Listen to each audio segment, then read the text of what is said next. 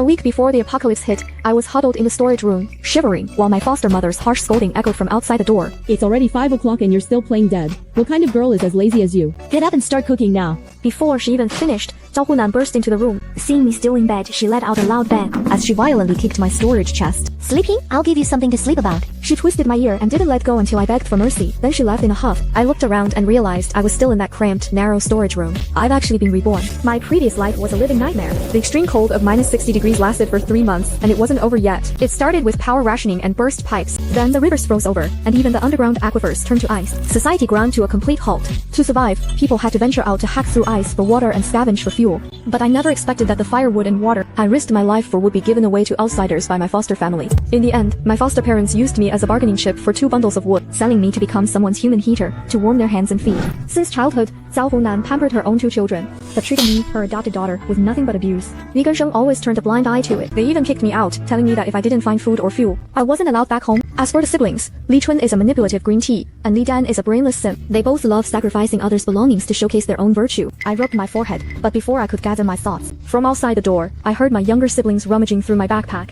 Cease. I gave the snacks you bought to the neighbors. You won't be mad, right? It's just some snacks anyway. We can just buy more once these are gone, can't we? Their voices are giving me a headache.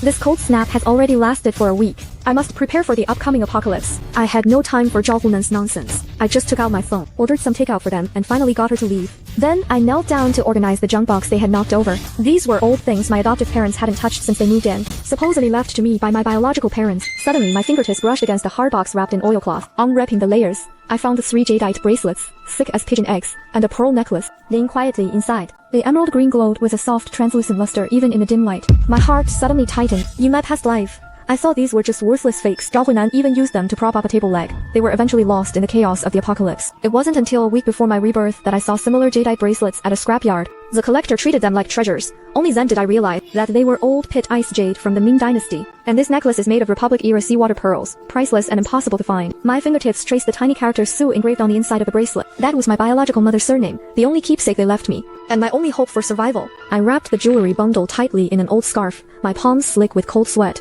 I hurried out of the house, heading for a pawn shop on the other side of the city. This is my only leverage to escape my adoptive parents and survive the apocalypse. As soon as I entered the pawn shop, the old master came forward to greet me. Little girl, what would you like to pawn? I placed the cloth bundle on the counter, my voice trembling slightly. Could you see how much these are worth? The master opened the bundle, and when he saw the jade bracelets and the pearl necklaces, his eyes lit up, and he immediately picked up a magnifying glass to examine them closely. He then used a powerful flashlight to inspect the jadeite's interior, studying it for a full half-hour before looking up. He said with a grave expression, Little girl, these pieces of yours are extraordinary. The rings and bracelets are old pit ice-type jadeite from the late Ming Dynasty. The pearl necklaces are also Republic-era seawater pearls. They are exceptionally well preserved, not a single flaw. I gripped the edge of the cloth bundle nervously and asked, can you give me a fair price? I needed the money urgently. The old master pondered for a moment. I'll give you an honest quote, 5 million, cash transfer, and I'll handle all the paperwork. I'll get everything sorted for you. How does that sound? My knuckles turned white as I forced down the lump in my throat and nodded.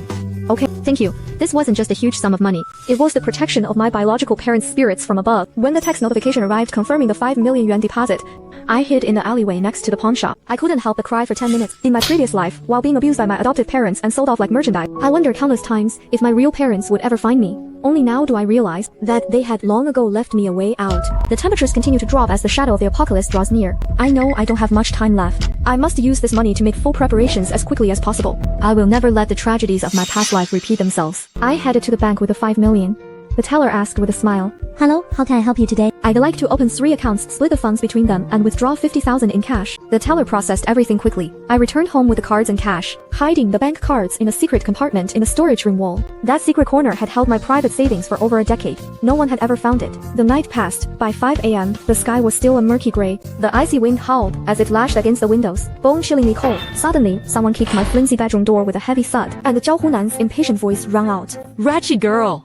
Still sleeping? Get up and cook. It's freezing in here. I got up silently and went to the kitchen, my hands already covered in chilblains. I washed the rice and lit the stove. The icy water made my fingers go numb. After making breakfast, I put on my thickest old clothes, getting ready to head out. Just as I reached the door, Zhao Hunan blocked my way. Where are you going? She eyed me suspiciously from head to toe. Just out for a walk, I replied softly. Will you come back? Bring some warm custard buns for Li Chen and Li Dan. From that shop they always like. Zhao Hunan spoke as if it were only natural, never once asking if I wanted anything to eat. I pursed my lips and nodded.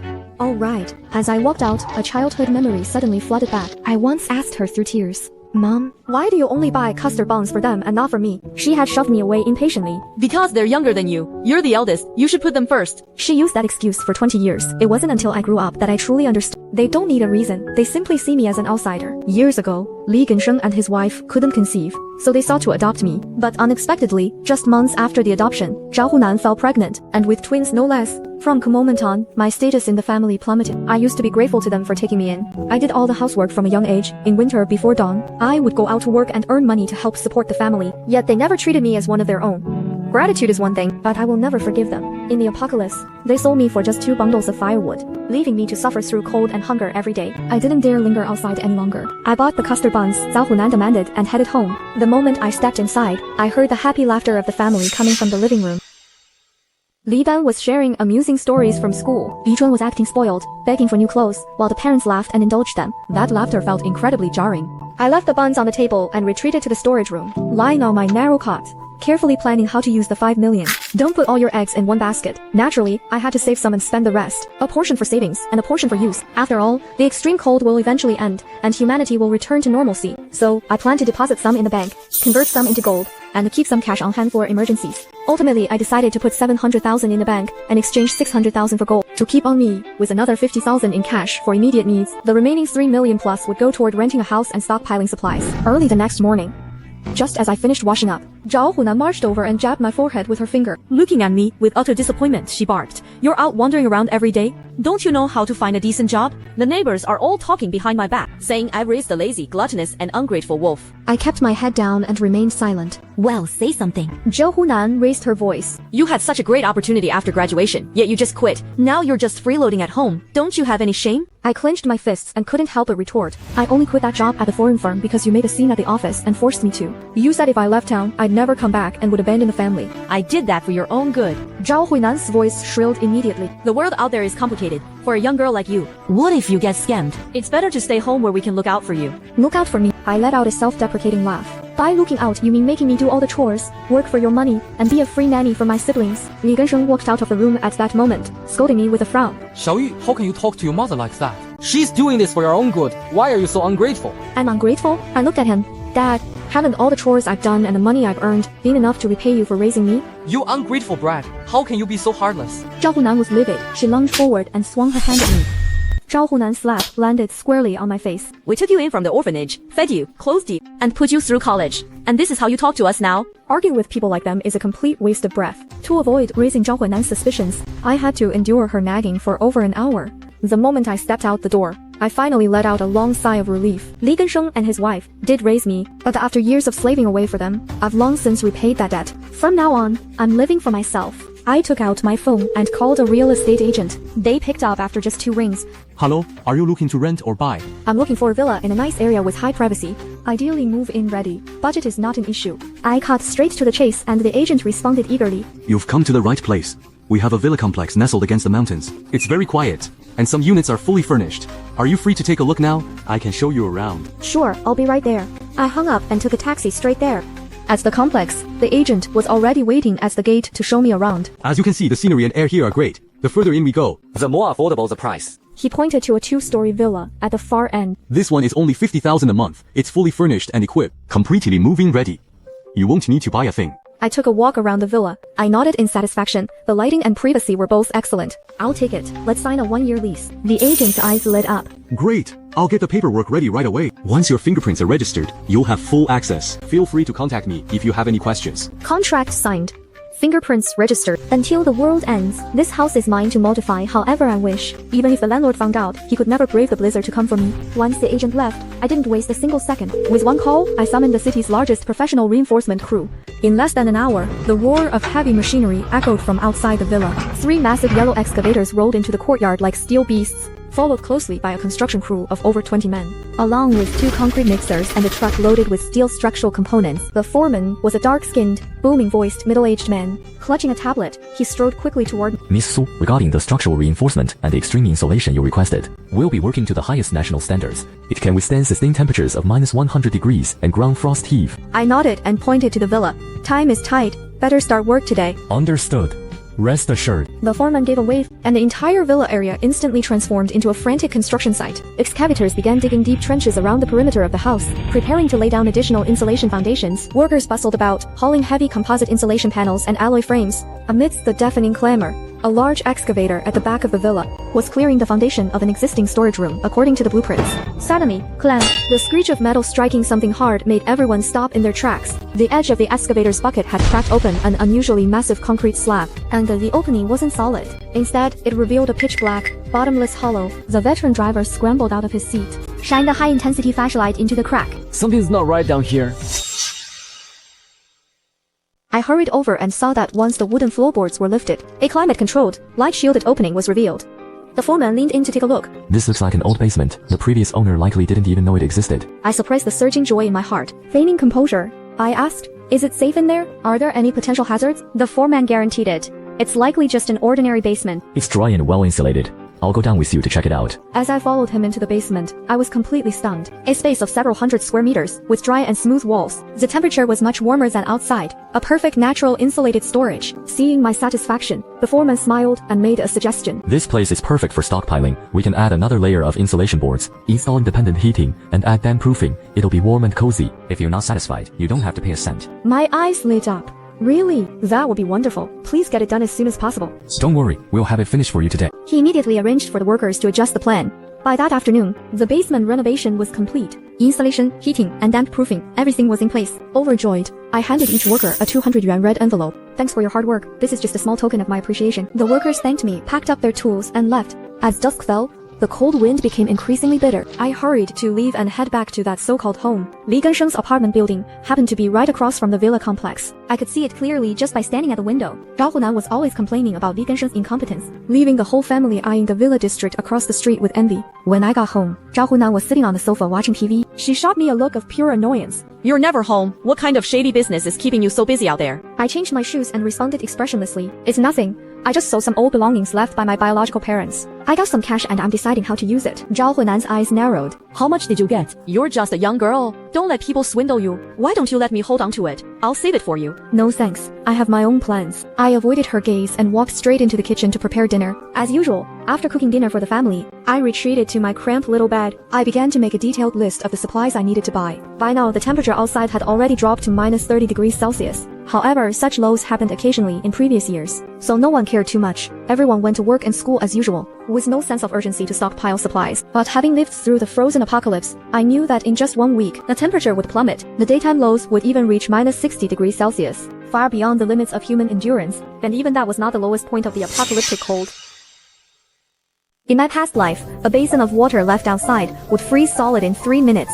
Exhaled breath would instantly freeze into icy mist. The environment was brutal. Recalling the hardships of my previous life, I pressed my lips together. I felt more than ever that my preparations could not wait another second. There are many residents in the villa area. Avoiding detection entirely is nearly impossible while hoarding supplies. And once exposed, endless trouble will surely follow. After much thought, I came up with 2 ways to minimize the risk of exposure. First, using the renovation as a pretext, I could mix the supplies with the construction materials being delivered. Second, by intentionally leaving a small amount of supplies visible, I can create the illusion of being scavenged to keep the basement safe. In my previous life, the extreme cold lasted 3 months and still hadn't ended. No one knows how long this disaster will last.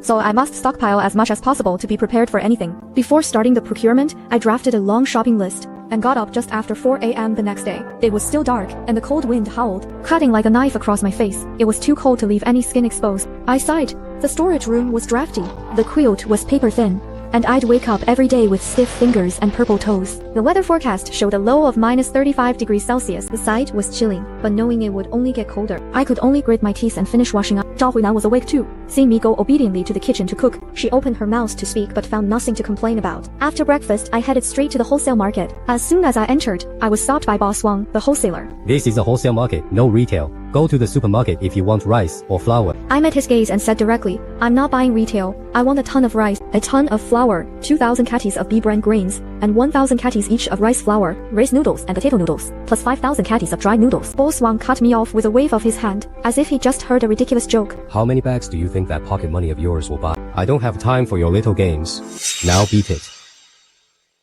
After being dismissed by Boss Wang, I didn't leave. Instead, I stepped forward and thrust my phone screen toward him. The moment he saw the notification for the 5 million yuan transfer, he froze. Boss Wang, I'm here for a massive haul. Give me your best wholesale price. Oh heavens, look at me and my failing eyesight. A distinguished guest has arrived. No problem at all. These are all staples. We've got plenty in stock. Ordering this much. Are you opening a supermarket or getting into catering? Boss Wang scrambled to pour me tea himself while I gave a vague reply. Just starting a small business and stocking up early. I also need to stock up on instant foods, noodles, self-heating hot pots, and pre-cooked meals, 100 cases of each.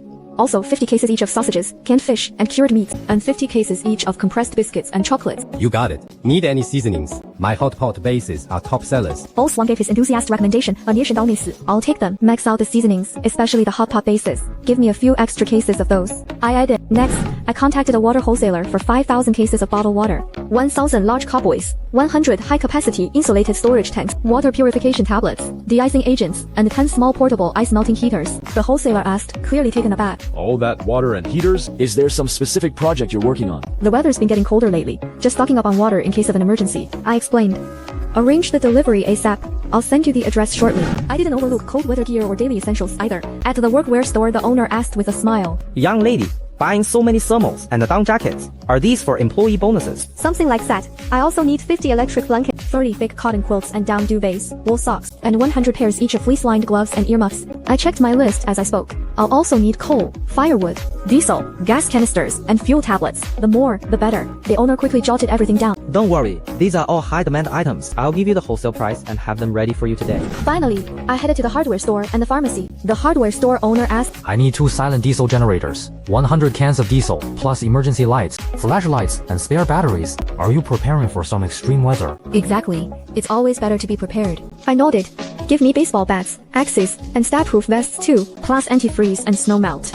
After packing the essential meds, the pharmacist asked curiously, Buying so much medicine, is someone at home sick? No, just stocking up. It's easy to get sick once the weather turns cold. I paid and also picked up a small remote-controlled speaker, just in case I need some psychological solace later. With all the supplies purchased, I scheduled the deliveries and rushed to the villa in the afternoon to receive the orders. The basement entrance was hidden beneath the floorboards at the foot of the stairs. Covered by a carpet, it was impossible to spot without a thorough search. To keep the basement's location a secret, I had the delivery crews leave everything in the living room and moved all supplies into the basement myself. There was so much stuff that even though I worked until dark, I only managed to move 1/5 of it. I glanced at my phone. Zhao Huinan had already sent several messages. They were all demanding to know why I wasn't back yet to cook and boil water, knowing I'd only get berated if I went back. I thought for a moment and sent her a text saying I was covering a shift for someone at the supermarket. The pay is 200 a day with room and board. I'll be back in a couple of days. Before long, I received a reply. Then work hard and don't slack off. Don't waste your money. I'll save it for you when you're back. A girl shouldn't keep too much cash on her. I knew exactly what she was thinking. She just wanted to pocket my money for herself. I put away my phone and continued moving the supplies. I had only one thought. Get everything ready as soon as possible to face the impending frozen apocalypse. That night, I finally had a rare good night's sleep in the basement. The heating system was perfectly tuned. It was warm and cozy. Never again would I have to be like I was at my adoptive parents' place, curled up in the storage room, shivering and unable to sleep. When I woke up the next day, it was already nearly noon. I pulled back the villa's curtains. The wind outside was still howling, and the ground was encased in a thick layer of ice. Checking the weather forecast, the minus 40 degrees Celsius reading made my eyes sting. It was 5 degrees lower than yesterday. The outdoor metal handles were so cold they would stick to the skin. The moment I opened the door, a biting gust of wind stabbed into my bones like ice needles. The exposed skin on my hands instantly went numb. Recalling the despair of my past life, my resolve only hardened. In this life, I will not only survive, but I will also personally have my revenge on Zhao Hunan's family.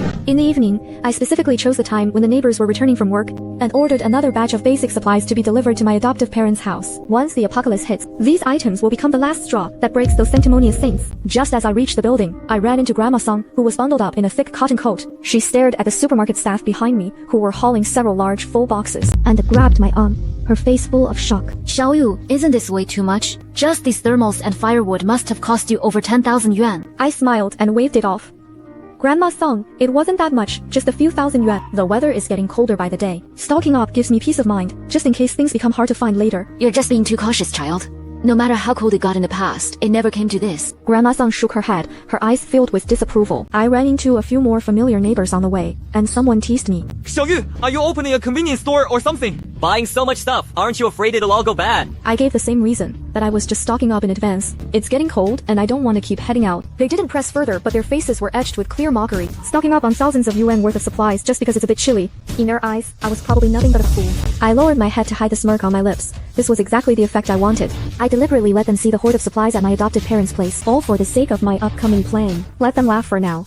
It won't be long before they'll be crying and begging at the door due to no heating, no food, and no water. In my past life, Zhao Hunan's family always accused me of being a selfish, ungrateful wolf. In this life, I'll take the initiative to open the door for them and welcome the neighbors seeking help. Sure enough, as soon as I entered, Zhao Hunan saw the massive pile of supplies I bought and immediately began berating me. You stupid girl, who told you to buy all this junk? I set my things down and remained silent. She stepped forward and poked my forehead, her voice dripping with sarcasm. Especially this firewood and thermal gear. It's more than you'd ever need in a lifetime. You should have used that money to buy me supplements and show some respect. What a waste it was to raise you. I put on a pleasing act and played along. Mom, I know I was wrong. I'll find another part-time job tomorrow. I will hand my entire paycheck over to you so you can buy whatever you like. Making empty promises was effortless. I was already an expert at it. Hearing this, the corners of Zhao Hunan's mouth curled up, her expression softening.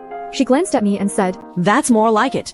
Now take these snacks to Li Chen and Li Dan's rooms. You're an adult now. Eating this junk is a waste of money. Sure, I'll do it right now. I grabbed a few snacks and headed for my siblings' rooms. After a few steps, I intentionally slowed down and glanced back at the living room. Just as I expected, Zhao Hunan was taking photos of the supplies with her phone. She was sending voice messages to the building's WeChat group. Her voice was brimming with pride as she spoke. Sisters, take a look at this. My eldest daughter is such a spendthrift, I couldn't stop her. She bought so much stuff. The whole house is literally overflowing with it. After a brief pause, her tone shifted to one of false generosity. But we neighbors should look out for each other. If any of you are short on firewood or food, feel free to come over. I'll share some rice and cured meat with everyone. The messages in the group were replied to almost instantly, followed by a wave of praise. Sister Hunan, you are as kind-hearted as you are beautiful. You're so generous when it counts. Unlike your Suyu, who looks so stingy, she didn't take after you at all. We're almost out of firewood, Sister Huinan. I'm coming over right now. Thank you so much. Having a neighbor like Sister Huinan is truly a blessing for us. Zhao Hunan leaned back on the sofa, clutching her phone and snickering to herself. Her performative nature was on full display at this moment. I sneered inwardly. This was essentially digging her own grave. I'd like to see how they manage once the extreme cold truly sets in, and how they plan to protect whatever supplies they have left. Soon after, the sound of laughter and chatter came from outside. The neighbors couldn't wait to rush over. They exchanged pleasantries with Zhao Guilan in the living room, gushing with thanks while their hands were busy stuffing items into their bags. After they left, I slipped into the living room to check the remaining supplies, only to find that Zhao Guilan hadn't actually given away much at all. Even her same mother act was hypocritical, but I was secretly pleased. My goal had been achieved. Under the brutal survival conditions of the extreme cold, these good neighbors, who have had a taste of her charity,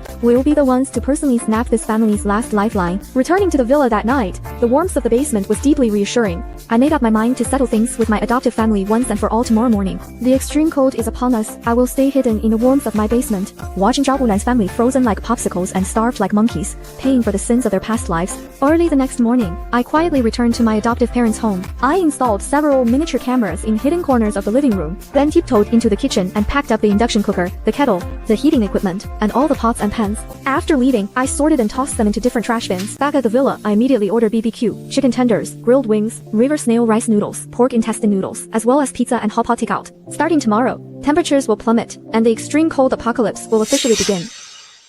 As the extreme cold apocalypse officially begins, I'm afraid I won't be able to enjoy these hot delicacies ever again. When the delivery arrived, I leisurely opened the surveillance app on my phone. As soon as it connected, I heard Zhao Hunan's screams coming from the video. She walked into the kitchen, saw the bare stove and empty cabinets, and instantly lost it. She grabbed a broom and charged toward the room where I used to stay, cursing under her breath. You lazy brat. It's so late and you're still not up to cook. Where did you hide the induction cooker and the kettle? She slammed the door open, only to find the room empty, which only fueled her rage. Stomping her feet, she called me with a fierce tone. You heartless wretch. Where the hell did you go? How dare you hide things? Just wait until I break your legs. Li Gensheng, Li Dan, and Li Chun were all jolted awake by her shouting. They walked out of their bedrooms, shivering and wrapping their clothes tightly around them. Li Gensheng complained with a sour face. Oh, what are you yelling about so early in the morning? It's freezing cold. Can't you let a person sleep? Li Chun chimed in, rubbing her hands which were red from the cold. It's Mom. You woke us all up. Where's Xiao Yu? Tell her to boil some water and cook. I'm freezing to death. Zhao Hunan turned toward them, gritting her teeth, taking her anger out on her children.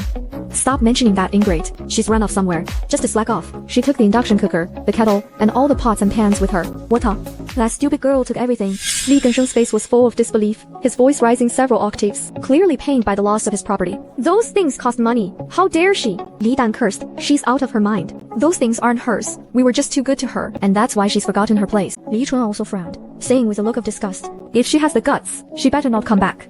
Since she's stealing now, who knows if she'll steal our money next? I watched them on the surveillance feed, accusing one another. Looking utterly furious, I took a bite of my freshly delivered fried chicken. I felt incredibly satisfied. The frozen apocalypse is coming. This is only the beginning of their misery. They owed me in my past life. In this one, I'll make them pay it all back with interest. Zhao Hunan stared at the empty kitchen, then turned to Li Gensheng with a cold face. There's no food left. I'm going down for breakfast. Watch the kids. Li Gensheng wrapped his coat tight and huddled on the sofa, teeth chattering. It's 50 degrees below zero out there. Are you crazy? You'll lose your life out there. Then what? Just to sit here and starve to death? Zhao Hunan glared at him. We can't just gnaw on frozen bread forever. She gritted her teeth and pulled the door open as the biting wind rushed in. It flooded in like a wild beast, instantly numbing the tip of his exposed nose. He had barely taken half a step before recoiling in haste. The snow clinging to his soles had already frozen into a hard crust of ice. Ultimately, they had to resort to soaking packs of instant noodles in cold water. The noodles remained rock hard and inedible, forced down with bread as tough as stone, to barely stave off hunger. At that, I smiled and initiated a video call with them. The moment the call connected, Zhao Hunan's curses rained down on me. You ingrate, where are you hiding? Out messing around. Where did you hide all the kitchenware? Get your ass back here within the hour, or I'll rip your mouth off. I beamed at the screen, holding a piece of piping hot fried chicken. I'm living it up in my cozy little nest.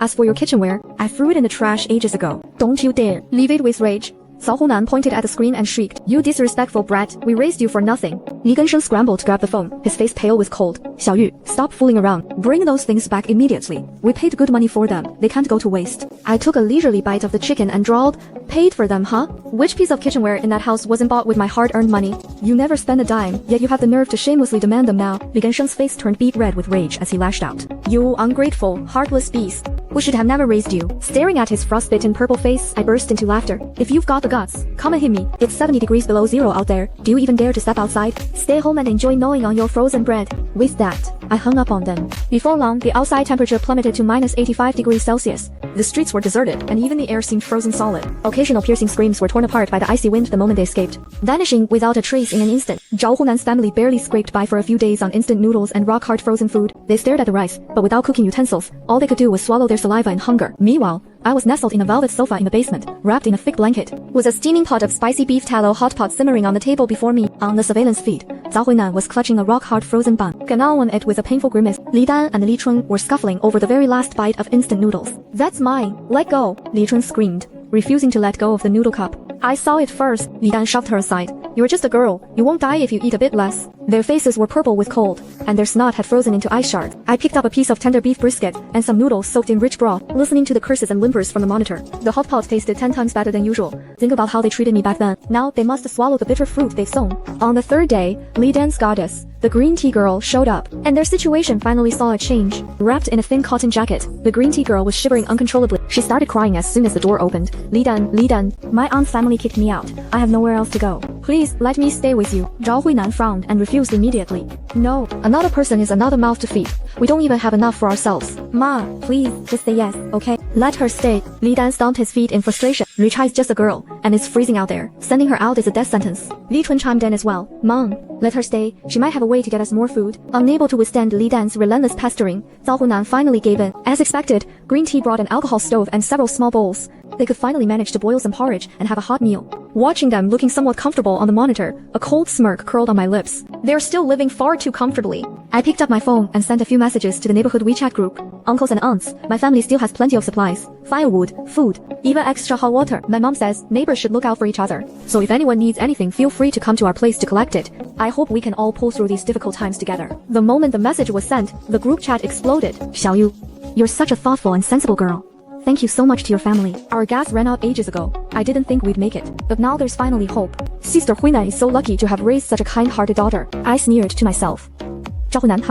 Your good life is about to be completely shattered by these good neighbors. After seeing the group messages, Zhao Hunan called me over a dozen times, but I didn't answer any of them. Then she sent a furious text. You ungrateful, heartless brat. Who told you to spout such nonsense? We're almost out of supplies ourselves. Do you want us to starve to death? When I find you, I'm going to beat you to death. I replied with a smile. Being a saint feels pretty great, doesn't it? No need to thank me, sweetie. Through the surveillance camera installed outside the door, I could clearly see the neighbors, bundled up in heavy layers, swarming towards Zhao Huinan's house in a frenzy. At first, they knocked politely, but after receiving no response for a long time, they were instantly consumed with rage. Zhao Huinan, open up. Your daughter said you'd share supplies with us. Don't play dead. Open this door right now. Seeing there was still no answer, someone brought over a crowbar. This woman definitely wants to hog it all. Let's break the door down. The mob smashed the door open together and rushed in like madmen. They frantically snatched every bit of firewood and food they could find. Even the alcohol stove brought by Lucha was not spared. Zhao Hunan's family was powerless to stop them. She was violently thrown to the floor. She lay on the icy floor, shivering uncontrollably. She could only crawl over, grab a neighbor's leg, and plead through her tears. Sister Wang, please, have mercy. Our supplies are almost gone too. Please, leave us something. You can't repay our kindness with such betrayal. The neighbor kicked her aside and said with self-righteous indifference, You were the one bragging about being generous in the group chat. Now play the good person to the end. We're all freezing and starving to death. If you have supplies, you should share them. Don't be as selfish as your daughter. The others chimed in agreement. Exactly. Either don't pretend to be generous, or don't be so stingy when it's time to give. Before long, every scrap of food and firewood in the house had been scavenged clean. After dividing the loot, the neighbors simply walked away. Zhao Huinan's family slumped on the freezing floor, shivering and broken. Their hearts were filled with bitter agony and despair. Li Gensheng suddenly scrambled up and yanked Zhao Huinan to her feet. He raised his hand and delivered several sharp slaps to her face. You spendthrift woman! You just had to show off in the group chat, and now look what happened. All our supplies are gone. With a sharp smack, Zhao Huinan was stunned by the slap. Once she realized what happened, she immediately lunged at Li Gensheng, clawing and screaming. You hit me? If you weren't so useless, would we even be short on supplies? The two of them began to scuffle and wrestle. Li Dan, Li Chun, and Lu Cha just stood to the side, huddled together in the cold, watching the farce unfold in silence. Li Dan complained irritably. Stop arguing. Is fighting going to put food on the table? I'm starving and freezing to death. Instead of wasting time, you should go out and find firewood and food. Zhao Huinan stopped her movements. She looked at Li Dan in utter disbelief. You want me to go out? In this weather, stepping outside is a death sentence. Are you just going to sit here and wait to die then? Li Chun also gave her a shove. You were the one who wanted to play the saint. Now you're reaping what you sow. Lu Cha whispered softly. Aunt Huna, we can't just sit here and wait for the end. Why don't you go take a look? You might actually find something. Before Zhao Hunan could retort, Li Dan and Li Chun teamed up and shoved her out the door. By now, the outdoor temperature had plummeted to a lethal -90°C. Any exposed skin would suffer frostbite and turn black in just 10 seconds. Through the surveillance feed, I saw Zhao Hunan just as she stepped out of the building. The moment Zhao Hunan stepped out, her body instantly seized up. Before she could even cry for help, she was frozen into a solid ice sculpture. Just as I expected, she never made it back. And this is only the beginning of them paying back their debts from my past life. After Zhao Hunan's death, Li Gensheng refused to give up. He sent a voice message to the community group, desperately playing the victim. Neighbors, I was kind enough to help everyone by sharing all our supplies with you, but we ended up being robbed of everything. My wife even froze and starved to death. Doesn't any of you have any pity for us? Seeing this, I immediately clipped the voice message he had used to brag in the group chat earlier. Our eldest girl bought so much stuff, it's piled up everywhere in the house. If you're short on firewood or food, just come and help yourselves. I paired it with a surveillance screenshot of him shivering in the corner, his face purple from the cold, and posted them in the group with a message. Auntie Zhao, you said you had more supplies than you could use. Why the sob story now? Did you forget how you gave away everything I stocked up on? Uncle Li, playing the victim now? Why don't you think about how you treated me, your own adopted daughter? The group chat exploded instantly. Neighbors who praised Zhao Hunan before quickly changed their tune. So she was just faking generosity. Now they know what it's like to suffer. Serves them right. They were so aggressive when stealing supplies. Who'd believe their sob story now? What goes around comes around. You brought this on yourselves. Li Gensheng stared at the comments on his screen, trembling with rage. But he didn't even have the strength to talk back. The reputation he cared about most was now being trampled under my feet. Starving and freezing, Li Chun was at her breaking point, looking like a ghost of herself. She knew clearly that she would be the next one kicked out to find supplies. Before long, several more men broke in to scavenge, and their leader glanced her way. Follow us if you want to leave. We have food and water. Without a moment's hesitation, Li Chun nodded. I'll go with you. I'll do anything just to stay alive. With that, she grabbed a thick coat and wrapped it tightly around herself. Without a single backward glance, she left with those people. 2 more days passed, and Li Gensheng's condition grew worse. Starving and freezing, he had become a mere shadow of his former self. Meanwhile, Li Dan and the green tea girl remained in high spirits. Through the surveillance, I saw Li Dan taking advantage of Li Gensheng's dozing state. He took the girl's hand, and they quietly slipped into his bedroom. The moment the bedroom door clicked shut, Li Gensheng, who had been lying on the sofa, suddenly snapped his eyes open. He rose slowly, shivering uncontrollably from the cold, and crept toward Li Dan's bedroom on tiptoe. Pressing his ear against the door, he listened to the sounds inside. The crunching of food and the crackling of a fire drifted out clearly. A surge of rage instantly boiled up in Li Gensheng's heart. He burst through the door and rushed inside, pointing at Li Dan and roaring. You unfilial brat. You are hoarding food and won't give me any. You'd rather share it with an outsider than care if your own father lives or dies. Li Dan immediately shielded the girl behind him and retorted with a scowl. Dad, we barely have any supplies left. If we give them to you, what are we supposed to eat? Why don't you go out and find some yourself? It's over -90 degrees out there. Going out means certain death. Li Gensheng trembled with fury. He reached out to snatch the biscuits from Li Dan's hand. Give me the food. I'm your father. It's your duty to provide for me. Stay back. Li Dan kicked him away forcefully. I risked my life to stash these away. Why the hell should I give them to you? The father and son instantly fell into a violent scuffle. Li Gensheng, already drained by hunger and the biting cold, was quickly overpowered and slammed to the ground by Li Dan. Seeing this, Lu Cha leaned in and whispered into Li Dan's ear. Brother, uncle. He actually hit you and tried to steal our food and firewood. He's driven mad by hunger now. Who knows what he'll do next? Why don't we just kick him out? Li Dan looked at his father struggling on the floor. A hint of hesitation flashed in his eyes, but remembering the pain of the blow, and incited further by Lu Cha's words, he steeled his heart. You're right. Keeping him around is just a burden. Li Gensheng pleaded desperately. Son, I was wrong. I won't take your food anymore. Please don't kick me out. It's too cold outside. If I go out, I'll die. Now you know how to beg me. Li Dan grabbed his arm, ignoring his cries and struggles. This is exactly how you treat a Xiaoyu. Now it's your turn. With that, he roughly dragged Li Gensheng to the door. He shoved him out and slammed the door shut with a bang. After being pushed out, Li Gensheng did not freeze to death instantly. He struggled to crawl back to the door, pounding on it with his purple, frozen hands. Li Dan, open the door. Son, please open the door. I know I was wrong. I stared at the surveillance screen, a cold smirk curling on my lips. I pressed the remote for the small speaker hidden at his doorstep. He played the recording of Li Gensheng abusing me in the past. You ungrateful wretch. I should have never raised you. Hearing the recording inside the room, Li Dan's already mixed guilt and irritation erupted instantly, and he roared at the door. That's how you treat a Xiaoyu. How dare you beg me now? You don't deserve to be my father. He grabbed a piece of frozen bread and threw it at the door. Get lost. Don't you dare knock again. I'm not opening it. This completely crushed Li Gensheng's final glimmer of hope. I turned off the speaker, feeling completely unmoved. This recording was something he owed me to begin with. Using it to send him off on his final journey now couldn't be more fitting. In the following days, Li Dan brought out the food and firewood he had hidden earlier. Sharing them equally with Lu Cha, they huddled together for warmth to survive. Once the supplies ran out, Li Dan looked at Lu Cha and said tenderly, Cha Mei, you stay home. I'll go out for supplies and be back soon. Lu Cha's eyes reddened as she held his hand. Brother, you must be careful. It's too dangerous outside. I'll wait for you to come back. To her surprise, Li Dan actually brought back a pack of instant noodles and a small block of fuel. But he was in a terrible state, with severe frostbite on his hands and feet. His face was blue with cold. And the moment he stepped inside, he collapsed with a thud. Seeing this, Lu Cha was startled. She took 2 steps back and hesitated for a moment. In the end, she didn't step forward to help him. She looked at the food and fuel on the floor, a flash of greed in her eyes. She picked up the items and quickly cooked the noodles on the portable stove. She began devouring them ravenously. After eating her fill, Lu Cha rested for a while and then made a call, her tone light. Hello, I found supplies. Where are you guys? I'm coming to find you now. We'll meet up and leave together.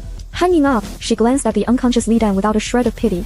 Without looking back, she left the temporary shelter, abandoned by Lu Cha. It was some time before Li Dan finally woke up. He struggled back to the apartment building, weakly knocking on the neighbor's door. Open up, please. Give me some food. I'm freezing to death. Watching this scene unfold through the villa's remote surveillance, I took out a spare phone I had stockpiled earlier and sent an anonymous message to the neighbors in that building. Li Dan hid food from his own father and even pushed him out to freeze to death. Never open the door for someone like him, or he'll steal all your supplies. The neighbors already despised him, and after seeing the message, not only did no one open the door, they even pelted him with frozen ice chunks from their windows. You unfilial brat! Starving to death is exactly what you deserve. Stop being an eyesore. If you knock again, we won't be so polite. Li Dan curled up in the hallway, shielding his head as the ice rained down on him, until he finally lost consciousness from the extreme cold. He once abandoned his family for a woman, and now he had been abandoned by one too, without even a single chance to ask for help. Finally, Li Dan stopped moving altogether, frozen solid on the cold hallway floor. The image of Li Dan frozen on the floor was clearly visible on my remote monitor. He was curled up, his hands still fixed in the act of knocking. Despair and resentment were frozen on his face, making him look like a hideous ice sculpture. The fried chicken in my hand had gone stone cold. Its once rich aroma was now greasy and nauseating. My stomach churned violently. I couldn't help but rush to the corner of the basement and start retching. The pleasure of revenge surged like a tide, but receded just as swiftly. 1 second, I was relishing their miserable end. The next, memories of being beaten by Zhao Hunan and kicked out by Li Gensheng, and having my food snatched by Li Chen in my past life, became intertwined with scattered fragments of childhood warmth. When I had a fever at age 3, Zhao Hunan surprisingly didn't scold me. She even covered me with a thick quilt. When I returned from working in the rain at age 10, Li Gensheng handed me a cup of hot water and mumbled, "Drink it while it's hot." At age 12, when Li Dan stole my pocket money, Li Chun secretly slipped me a piece of fruit candy. She whispered, "Don't let mom find out, or she'll scold you again." These fragmented memories pierced my heart like needles, making me sink to the floor, shaking all over. I hate them, their selfishness, their coldness, and how they used me as a tool. I hate that they sold me like a piece of merchandise when the apocalypse hit. Yet those rare moments of kindness are like shackles, binding my soul. Staring at the monitors, I muttered to myself, is this revenge truly right? What makes me any different from them? The basement heater hummed, creating a warmth that was almost lulling. Yet I couldn't sleep at all. I went to the screens, replaying the scenes of their deaths over and over. Zhao Hunan, frozen stiff like an ice sculpture. Li Gensheng screams as his own son shoved him out the door. Li Dan's wretched state as neighbors pelted him with chunks of ice. And Li Chun's cold resolve as she walked away with a stranger. With every viewing, the emptiness in my heart deepened. Just then, the camera caught movement around the corner of the hallway. I leaned in close, my heart leaping into my throat. It was Li Chun. She was actually still alive. She was gaunt. Her once pale face turned a sickly purple from the cold. Her lips were cracked and peeling, raw and bloody. Her thick coat was gone. She wore only a thin sweater. Two men, equally starved and frozen, held her by the arms, dragging her forward as she stumbled. Hurry up! Stop stalling, or you'll get us all frozen to death! The man on the left shoved her impatiently, his voice harsh. You said your family has supplies. If you're lying to us, I will throw you out and turn you into an ice sculpture. I'm not lying, Li Chun stumbled, her voice hoarse. My family stockpiled a lot of things here. In the room just ahead, the man on the right felt the dagger in his coat. A sinister glint in his eyes. You'd better be right. Otherwise, with that soft skin of yours, 10 minutes in this cold will turn you into a stiff popsicle. They stopped at her adoptive parents' door, and Li Chun was shoved forward. With hands so numb she could barely feel them, she peered through the door crack. The house was empty, save for scattered instant noodle cups and frozen breadcrumbs. Her gaze slowly shifted from initial disappointment to greed, like a hungry wolf eyeing its prey. A surge of hatred instantly boiled up inside me. In the late stages of the apocalypse in my previous life, I had hated half a bottle of melted snow and a small compressed biscuit, only for Li Chun to find and snatch them away. She even pushed me down, leaving me exposed to the blizzard where I nearly froze to death. I sneered at the screen. That fruit candy of hers was just a rare handout. She's as selfish and cold-blooded as Zhao Hunan to the core. But seeing her held captive by those two men, looking as thin and fragile as a sheet of paper that could blow away at any moment, I recalled the sweetness of that candy. Hesitation coiled around my heart like vines, making it hard to breathe. My hand hovered over the monitor switch as I struggled internally. Maybe I should stop tormenting her. She's already miserable enough. With no supplies and at the mercy of those men, she won't last long in this extreme cold. Just as I wavered, Li Chun suddenly looked up. Her gaze was fixed directly on the villa. She seemed to realize something, and suddenly broke free from the man's grip. Staggering to the stairwell window, she cried out toward the villa. Sister, Su Yu, I know you're in there. Please, save me. Her voice was hoarse and broken. Mixed with the howling gale, the sound reached my ears through the surveillance mic. It was exceptionally jarring. I know I was wrong. It was always my parents who forced me.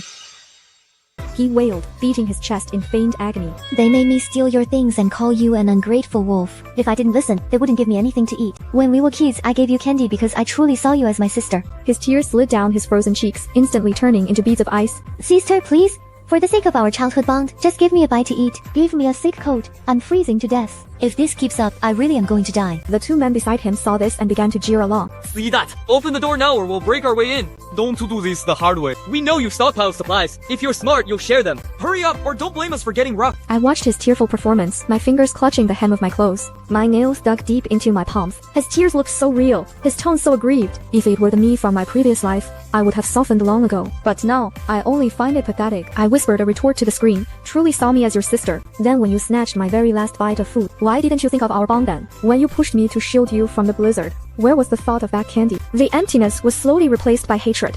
I reached out and muted the microphone, leaving him to wail in the wind and snow. I sneered to myself, your life was forfeited the moment you chose to betray me. It no longer belongs to you. But I didn't plan on letting him off that easily. Since he found the villa, it means the trouble is far from over. I stood up and walked over to the weapon rack in the basement, picking up a fire axe I had stockpiled. I gripped it and felt its weight. In this frozen apocalypse, kindness is the most useless thing there is. To survive and settle the score, I must pull them out by the roots. Li Chun wailed for over half an hour until her voice was too hoarse to make a sound. The two men finally ran out of patience. Useless brat, you've been shouting forever and no one's coming. The man on the left gave her a vicious kick.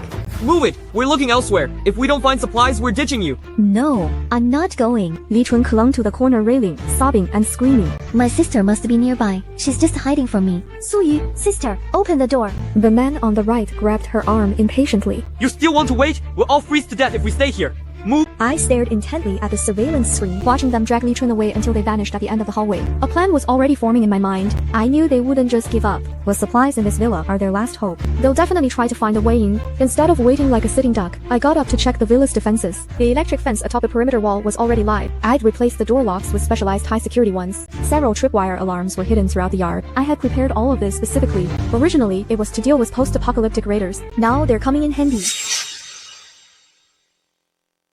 Sure enough, the cameras picked them up again moments later. Li Chun had actually led the two men to the villa's back door. The man on the left gripped an iron rod and hammered at the lock, swearing under his breath. He did harder! This damn lock won't hold up for long. The man on the right picked up a rock and began pounding away at the lock cylinder. Move it! Once it's open, we'll have food to warm us up. The stone slammed against the lock with heavy thuds, echoing piercingly through the silent, freezing air. I didn't make a move right away. Instead, I pressed the villa's intercom button and said coldly, Li Chun, do you really think playing the victim will fool me? There was a brief silence over the intercom, followed by Li Chun's voice, sounding both shocked and tearful. Sister, you're really in there. Sister, I didn't want to bother you, but they forced me to. As she spoke, she turned to cry and scream at the man beside her. Stop forcing me. My sister won't see me. She hates me more than anyone. The man on the left shoved her aside and barked into the intercom.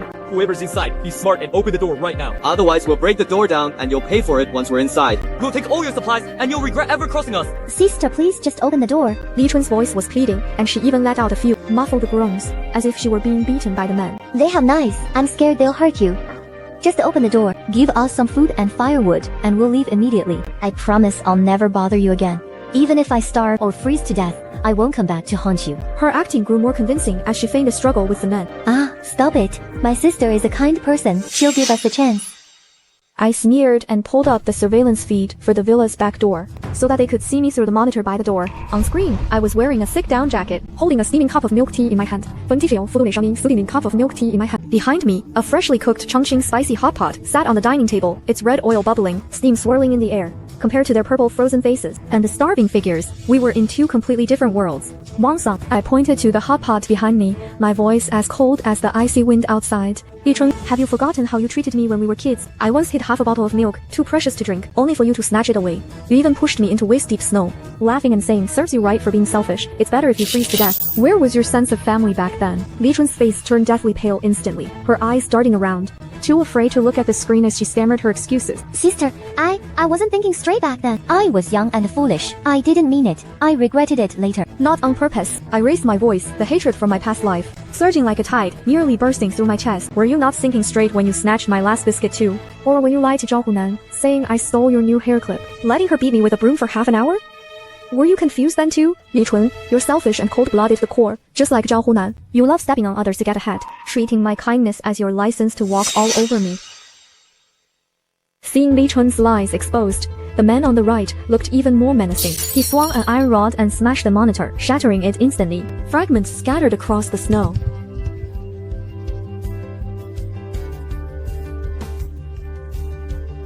Sister, I know I was wrong. I'll kowtow and apologize to you, okay? Look at me, I'm freezing to death. If I don't get something to eat, I won't last much longer. Please, for the sake of our parents raising us, save me. I'm still so young. I don't want to die. Dad, Mom, and our brother are all gone. You're the only family I have left. The debt of raising me, I sneered, a sharp pang of pain piercing my heart. Memories of their abuse flooded my mind. They only raised me to be their unpaid maid.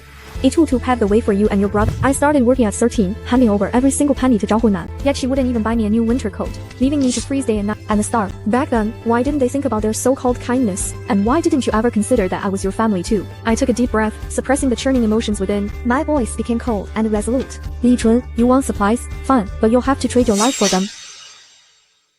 With that, I pressed the alarm button by the door. A piercing siren blared instantly, shattering the silence of the night. The two men flinched in fear, instinctively backing away several steps. Seizing the moment, I opened a small hatch in the villa's back door and shoved an axe through it. There are plenty of dead trees in the yard.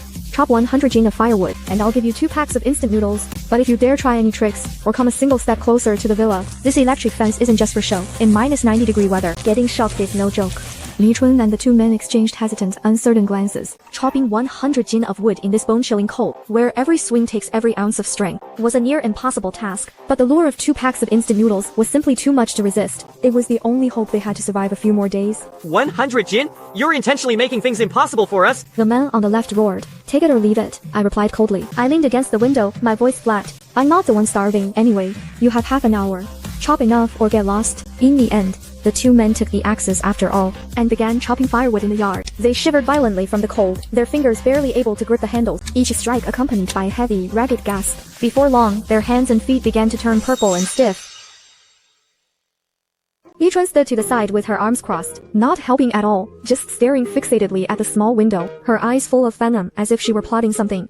I sat in the warm basement enjoying a hot pot while watching their miserable state through the surveillance cameras. I felt no sympathy, only the thrill of revenge. This is just the beginning. I'll make them pay for it, bit by bit, to settle the debts of my past life, letting them taste the despair of crying out for help to a world that will never answer. Just as they had chopped less than 20 jin of firewood, the man on the left suddenly snatched the axe from the other, roaring, "This wood is mine! Don't you dare try to take a share! 2 packs of instant noodles are enough to keep me alive for 2 days!" The man who was struck groaned and collapsed into the snow. The blood from his head froze instantly. After a few struggles, he went still. The remaining man panted heavily, wiping the snow from his face. He grabbed the chopped wood and shouted at the small window, "I've chopped enough. Give me the noodles. You have to keep your word." I didn't respond. Instead, I flipped the switch for the electric fence. The man had just approached the small window, and before his fingers could even touch the edge, he was hit by the electric grid, letting out a blood-curdling scream. He collapsed into the snow instantly, his body twitching a few times before going still. Li Chuan was scared out of his wits and turned to flee. I opened the villa's back door and gave chase with a fire axe in hand. I said coldly, "Li Chuan, you can't escape." He stumbled as he ran, the snow beneath his feet far too deep. Nearly falling several times, he left a trail of uneven footprints in the snow. I closed in step by step, my footsteps echoing clearly in the silent, snowy night. Finally, he tumbled into the snow, wailing helplessly as he crawled on the ground. Sister, please, let me go. I won't do it again. I'll never steal your things ever again. I won't hurt you anymore. For the sake of my father, please spare my life. I walked up to him and crouched down, looking at his face turn purple from the cold, and the fear and pleading in his eyes. A cold smile curled at the corner of my lips. "Let you go? When you pushed me into the snow and watched my body heat slowly drain away, why didn't you think about letting me go? When you stole my last scraps of food and watched me faint from hunger, why didn't you think about sparing my life?" With that, I raised the fire axe. Just then, he suddenly pulled a fruit candy from his coat, clutching it with frozen, stiff fingers as he tremblingly held it out to me. "Sister, look! This is the fruit candy I used to give you when we were kids. I've kept it all this time. I could never bring myself to eat it. I truly see you as my sister. Back then, I did secretly give you candy and help hide it from Mom and Dad. I didn't mean to hurt you. Mom and Dad forced me to do it." The fruit candy was frozen rock solid. Its wrapper yellowed and wrinkled. It was still stained with her blood. Looking at it, a memory from when I was 12 suddenly flashed through my mind. The sun was shining, and she secretly slipped a candy to me. Leaning close to my ear, she whispered, "Don't let Mom find out. If she catches you, she'll scold you." Back then, her smile was so innocent, without a trace of malice in her eyes. My heart tightened, and the raised axe froze in mid-air. But a second later, I remembered her coldness when she pushed me into the blizzard to shield herself, and her greed as she snatched away my very last bite of food. I brushed her hand away, and the fruit candy fell into the snow, instantly buried by the drifts. "Keep this cheap kindness to yourself." Li Chuan lay in the snow, crying out in despair. "Sister, I'm sorry, I really am." She tried to defend herself, but her lips trembled too much to form a coherent sentence. But I raised the axe and swung it down onto her leg. A blood-curdling scream pierced the silent night sky. Li Chuan collapsed in the snow, her entire body convulsing in agony. Tears mingled with blood, freezing into ice shards the moment they fell. "I won't kill you, just as you didn't kill me outright in my previous life. I'm leaving you here in the snow to slowly endure the starvation and the biting cold, to feel the despair and helplessness, to taste the suffering I once endured." With that, I turned and walked away, letting her cries gradually fade into the wind and snow. After dealing with Li Chuan, I returned to the basement and slumped onto the sofa, exhausted. The blood on the axe had already frozen solid. I looked at her, my heart completely unmoved. The thrill of revenge washed over me again, but it was followed by a deeper sense of emptiness. It felt as if a corner of my soul had been hollowed out, leaving only a frigid silence. The extreme cold continued to intensify, with temperatures plummeting to -95 degrees. The air outside felt as if it had been frozen solid. Every breath carried a bone-chilling frost, my nostrils stinging as if pricked by ice needles. The community group was no longer bustling, leaving only sporadic pleas for help, most of which went unanswered. In this weather, no one is willing to lend a helping hand. Everyone is struggling just to stay alive. I sorted through the supplies in the basement: rice, flour, instant noodles, drinking water, and thermal clothing. This mountain of supplies is enough to sustain me until the extreme cold ends. But looking at all this, I feel an overwhelming sense of loneliness. The sense of security I desperately craved in my past life is finally mine. Yet I feel empty inside, with no one to share it with. Just then, the villa's intercom suddenly rang. The chime shattered the silence of the basement. I checked the surveillance monitor. It was Grandma Song. Grandma Song lives next door to my adoptive parents. She's already in her 70s, with her silver hair and constant smile. She had always been a gentle soul. In my past life, when Li Gensheng kicked me out of the house, and I was shivering, curled up in the corner of the hallway, it was she who secretly slipped me a warm sweet potato under the cover of night, whispering, "Chow, eat it while it's hot. Don't let your parents see, or they'll scold you again." The warmth of that single bite of sweet potato was one of the few kindnesses I felt during the apocalypse. I remember it to this day. On the monitor, Grandma Song's face was covered in frost, white rime coating her hair and eyebrows, her lips a deep purple. She could barely speak. She clutched half a piece of frozen hard bread in one hand, while the other gripped the villa wall, her body swaying precariously, as if she might collapse at any moment. Xiaoyu, Grandma knows you're resourceful. Please, give me a bite to eat. I can't hold on much longer. My heart tightened instantly. The debt of my adoptive parents' upbringing was like a shackle that bound me for 20 years. But Grandma Song's sweet potato was the only light in my heart. Seeing how old and frail she looked, I remembered what neighbors said in my previous life. She eventually froze and starved to death alone in her home, and her body wasn't found for a long time. A wave of sorrow hit me, and my eyes began to burn. I wanted to open the door immediately and let her in, to let her spend the rest of her life in the warm basement with hot meals and warm clothes. But then I noticed a stranger with her. A man in his 30s wearing only a thin cotton jacket, stomping his feet from the cold, yet his eyes were greedily fixed on the villa's gate. He kept looking around as if he were plotting something. I immediately became alert. In the apocalypse, humanity has long been devoured by greed. Who knows if they are in cahoots? If I open the door and this man suddenly attacks to rob my supplies, would Grandma Song side with him? After all, in the face of survival, so-called kindness can be worthless. But seeing Grandma Song on the monitor looking like she was about to collapse, I remembered the warmth of that sweet potato again. It was during my most desperate and helpless moment that she risked being scolded by Xiao Hongnan to secretly give me that bit of warmth. I can't just stand by and watch her die. After much hesitation, I put on a thick coat, walked to the villa's perimeter wall, and opened the small service window. Grandma Song, what brings you here? In this freezing weather, how could you risk coming out? When Grandma Song saw me, her cloudy eyes instantly lit up. Tears slid down her cheeks, freezing into icy beads before they even reached her chin. Xiaoyu, my dear child. Grandma is at her wit's end. She was gasping for air, her voice so hoarse it was almost inaudible. We ran out of food at home a long time ago. My grandson, Xiaoyu, hasn't eaten in 2 days. He's starving to death. Please, just a morsel of food, or even a sip of hot water. Grandma will kowtow to you. She made a move to kneel as she spoke, but I quickly stopped her. Grandma Song, please don't do this. I can't accept such a gesture. The man beside her also edged forward, leaning in close with a falling smile on his face. He pleaded urgently, Miss, please help us. We really can't hold on much longer. Xiaoyu is only 10. If he doesn't eat soon, he won't make it. Give us some food, and we'll definitely repay you later. We'll do whatever you ask of us. I stared at the man, sensing that something was wrong with his gaze. He was too eager, and there was a flicker of hidden greed in his eyes. But Grandma Song's desperate pleas pierced my heart like needles, making it impossible to refuse. I turned and took 2 packs of instant noodles from the supply pile, along with a bottle of water and a heat pack, and handed them out. Grandma Song, take these. Soak the noodles in hot water. Put the heat pack on Xiaoyu to keep him warm. Don't let him drink the water cold. Warm it up first. Grandma Song took the items, her whole body trembling with emotion. She bowed repeatedly. Thank you, Xiaoyu, thank you. You're such a good child, so much better than my unfilial grandkids. The man's eyes lit up the moment he saw the noodles and water. He reached out to snatch them, shouting, give me some. I'm starving to death too. I immediately slammed the small window shut and said coldly, this is for Grandma Song and Xiaoyu. If you want something, find your own way to get it. My supplies didn't just fall from the sky, and I have no obligation to feed a total stranger. The man's face darkened and his tone instantly turned aggressive. How can you be so selfish? Would it kill you to give me a little more? We're all survivors here. Can't we just help each other out? Help each other out. I sneered. Why didn't you think about helping each other then? In this apocalypse, survival is hard for everyone. I only help those I choose to. Grandma Song quickly grabbed the man and pleaded in a low voice. Young man, let's go. Don't bother Suyu anymore. Her willingness to help us is already a tremendous kindness. The man wanted to say more, but Grandma Song shot him a sharp glare. He had no choice but to turn and follow her begrudgingly. Before leaving, Grandma Song looked back at the small window and said softly, Suyu, take care of yourself. Don't come outside no matter what. It's too dangerous. Watching their figures vanish into the swirling blizzard, my heart pounded wildly. My earlier impulse left me uneasy. If that man truly harbored ill intent and came back to cause trouble, the consequences would be dire. In the apocalypse, kindness really is the most useless thing.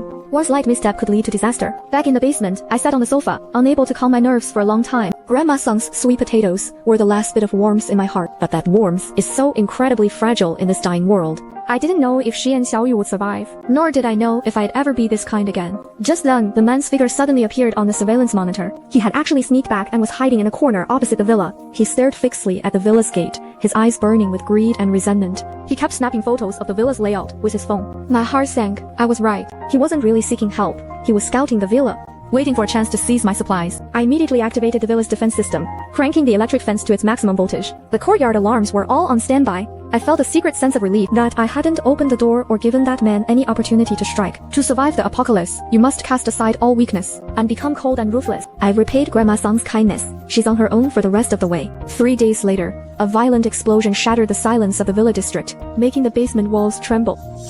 I checked the surveillance and saw that the villa's solid wood door had been blown open, leaving a gaping black hole. The green tea girl wore a thick, stolen-down jacket with a stained collar. With a smug, triumphant smile, she was actually holding a pistol, the muzzle pointing casually at the ground. Behind her were 4 men, armed with iron rods and machetes. One even carried a pack of explosives, his eyes fiercely scanning the yard. Suyu, I know you're hiding in the basement down there. Green tea's voice cut through the wind and snow, arrogant and piercing. Li Gansheng is dead because of you, yet you're here hoarding all the supplies. Come out now, give us half of your supplies, and hand over the basement, or we'll set this place on fire. We'll burn you alive inside. Sister Cha Cha is right. A tall, thin man nearby chimed in, brandishing his machete. If you know what's best for you, open up now, or we'll blow this basement apart and bury you with it. I sneered inwardly, muttering softly to myself while watching the monitors. Li Gansheng's death was clearly his own doing. How can they possibly pin that on me? Seeing no response, the green tea bitch stepped forward a few more paces. She kicked the carpet at the basement entrance. Su Yu, stop playing dead.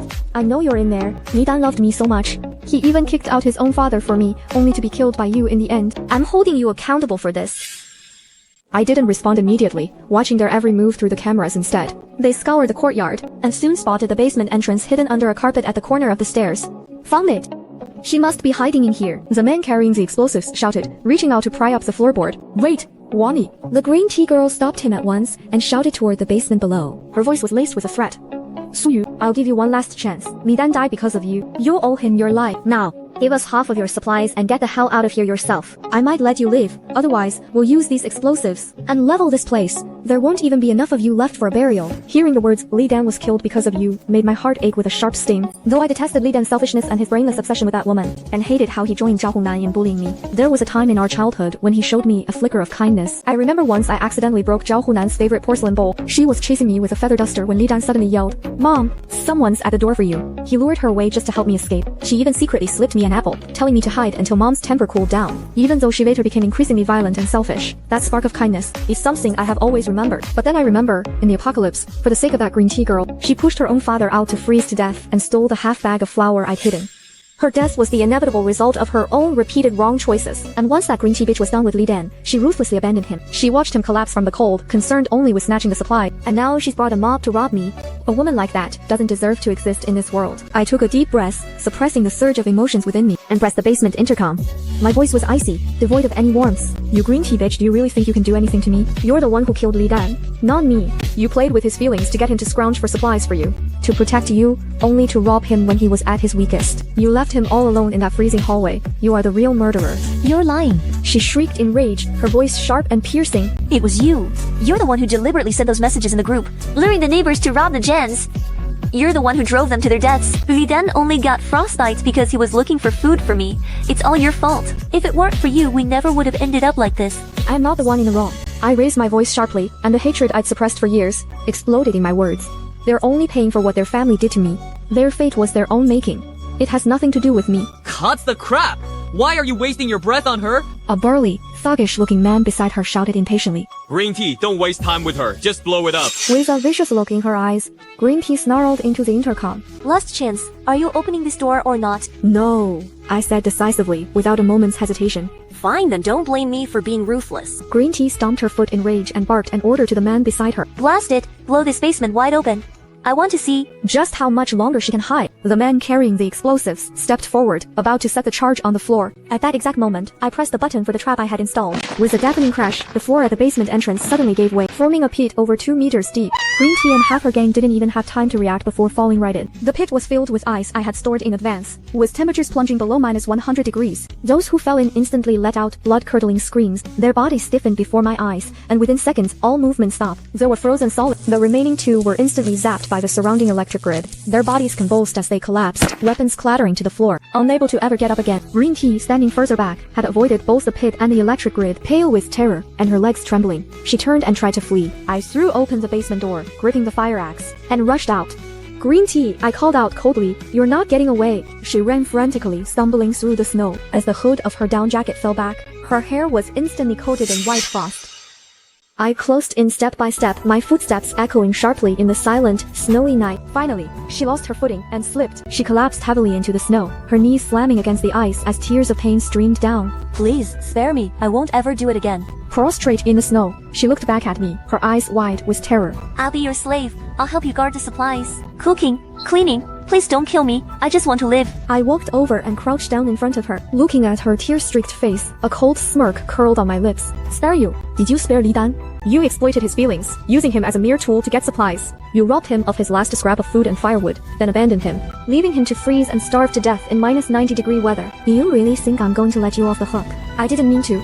The green tea wailed, her body shaking like a leaf. I just wanted to survive. In the apocalypse, everyone is out for themselves. I did nothing wrong. You would have done the same in my shoes. Nothing wrong? I scoffed. I raised the fire axe, its blade glinting coldly against the reflected snow. Then did Li Gensheng deserve to be sent to his death by you? Did those innocent people you robbed deserve to freeze and starve to death? Green tea, your fatal flaw is being too selfish and cold-blooded, treating the kindness and feelings of others as mere bargaining chips for survival. People like you don't deserve to exist in this world. With that, I swung the axe down without a second thought. She let out a blood-curdling, agonizing scream before collapsing into the snow, never to move again. Having dealt with her and her accomplices, I returned to the basement. Shedding my blood-spattered coat, I watched the frozen corpses in the traps on the monitors. I felt no pity. This was exactly the end they deserved. In this apocalypse, being selfish and cold-blooded, those who resort to any means to survive will ultimately fail to do so. After that green tea died, the villa district fell into a complete silence. The extreme cold persisted, but the temperature had begun to rise slowly. From over -100 degrees, the temperature gradually rose to -80 and 70. I monitored the situation outside through the surveillance cameras every day, occasionally spotting a few scattered survivors. They were in rags, starving and freezing, scavenging for supplies in the snow with numb and desperate eyes. I didn't reach out to help. After everything I had been through, I realized that in the apocalypse, the only person you can rely on is yourself. Blind kindness only backfires. My obsession with revenge gradually faded away. All that remained in my heart was exhaustion and relief. I took my biological mother's jade bracelet out of the jewelry box. My fingertips brushed the tiny Sue character inside, and I suddenly understood. Revenge is not the end. Living well, carrying the hopes of my parents, is the best way to honor them and my past self. By the time the rescue team found the bodies of my adoptive family, I was in the basement, simmering a pot of soft millet porridge. On the monitor, rescue workers in professional thermal gear were carefully placing their bodies onto stretchers and covering them with white sheets. Looking at those familiar figures, I felt no hatred in my heart, nor love, only the tranquility of the dust finally settling. They did indeed raise me, and though that debt was long ago eroded by their selfishness and apathy, I was still grateful they took me in from the orphanage, feeding me, clothing me, and sending me to college. It's just that the bond between us had already been completely severed the moment they sold me to a stranger. The extreme cold finally receded, and the temperature rose to 4 degrees. The snow began to melt, revealing the barren earth beneath. The damp mist hung heavy in the air. The city was a mess of ruins and debris, scarred and desolate. But in the distance, tender buds were already peeking through the branches. A faint glimmer of life was returning. I packed my bags and donated some of my supplies to the rescue team. The rest of the supplies were loaded into the car. I sold us a house, and with my gold and savings in hand, I set out to find my biological parents' hometown. On the train, watching the greenery revive outside the window, my heart was full of hope. In my past life, I never knew who my biological parents were. I had no idea where they came from. I could only imagine their faces over and over in my dreams. In this life, I finally have the chance to find their traces and to discover my true roots. The train slowly pulled away, leaving this city of trauma behind. I took out my jade bracelet and slipped it onto my wrist. Sunlight streamed through the window, reflecting a lustrous green glow off the jade. Warm and dazzling, I've finally broken free from the shackles of the past. I'm going to live for myself now.